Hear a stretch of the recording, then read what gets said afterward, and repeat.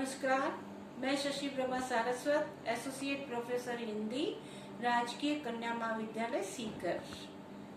प्रिय बच्चों, हम छायावाद की विशेषताएं कर रहे हैं। पिछले वीडियो में कुछ विशेषताओं का वर्णन हमने किया है, उसी कड़ी को जारी रखते हुए आगे की विशेषताएं करते हैं। प्रकृति चित्रण। पंत जी ने ये माना कि प्रकृति जीवन के सर्वाधिक निकट है। इसके दावे को नजरअंदाज नहीं किया जा सकता। मानव को प्रकृति ने सिर्फ दिया ही है, बदले में वह कोई अपेक्षा नहीं करती है। यही वजह है कि उन्होंने प्रकृति के प्रेम के आगे नारी प्रेम को भी त्याज्य माना है। उदाहरण, छोड़ ध्रुवों की मृदु छाया, तोड़ प्रकृति से भी माया, बाले तेरे बाल जाल में कैसे उलझा दूं लोचन, भूल अभी से इस जग को। छायावादी प्रकृति यदि सुंदर है तो भयावह भी है। रचनाकारों ने माना कि प्रकृति प्रतिध्वनन के सिद्धांत पर कार्य करती है। जयशंकर प्रसाद जी ने अपनी रचना कामायनी में दोनों रूपों की चर्चा की है। ये प्रकृति परम रमणीय, अखिल ऐश्वर्य भरी, शोधक की एक तुम और यह विस्तृत भूखंड, प्रकृति वैभव से भरा अमन।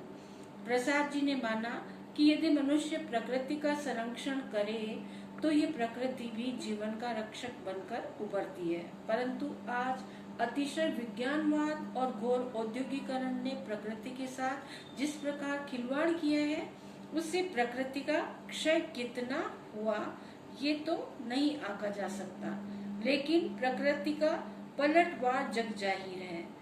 विश्व परिदृश्य में प्राकृतिक असंतुलन से उत्पन्न घटनाओं ने मानव जीवन को अस्त व्यस्त कर रखा है। इस वैज्ञानिक छेड़छाड़ से प्राकृतिक शक्तियों ने तांडव मचाना शुरू कर दिया है।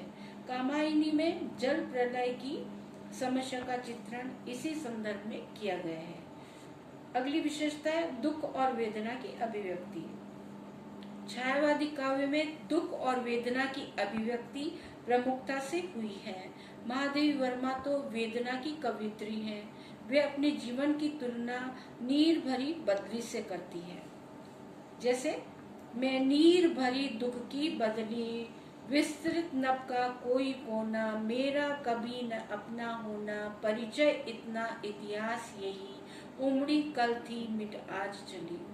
प्रसाद का आंसू काव्य भी कवि की पीड़ा की अभिव्यक्ति करता है। वे कहते हैं, जो घनीभूत पीड़ा थी मस्तक में स्मृति सी छाई, दुर्दिन में आंसू बनकर वह आज बरसने आई।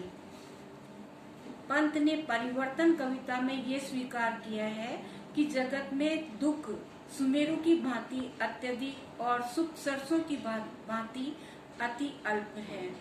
यहाँ सुख सरसों का शोक सुमेरु, और ये जग है जग का कंकाल, वृथा रे ये अरण्य चित्कार, शांति सुख है उस पार। अगली विशेषता रहस्यवाद। छायावाद की एक प्रमुख प्रवृत्ति रहस्यवाद है।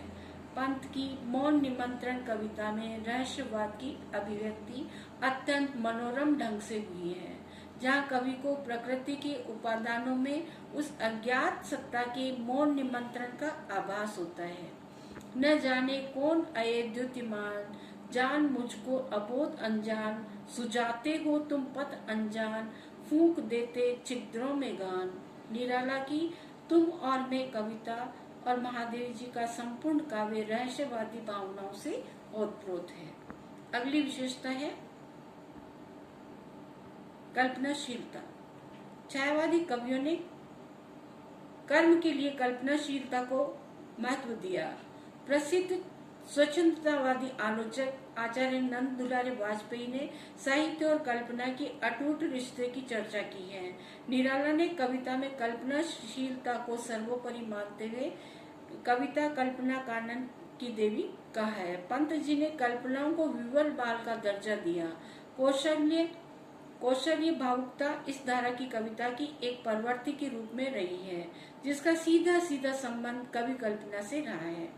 पंत ने अन्यत्र लिखा कोई भी गंभीर अथवा व्यापक अनुभूति कल्पना ही होती है। छायावादी धारा भारतीय समाज के संक्रमण को दर्शाती है। एक तरफ पश्चिमी विज्ञानवादी बौद्धिकवादी संस्कृति तो दूसरी तरफ भारतीय भावुकता। जहाँ बौद्धिकता का प्रश्न है उसे यथार्थवाद से जोड़ा जा सकता है, लेकिन भावुकता का आग्रह कल्पना से परे नहीं हो सकता। धन्यवाद।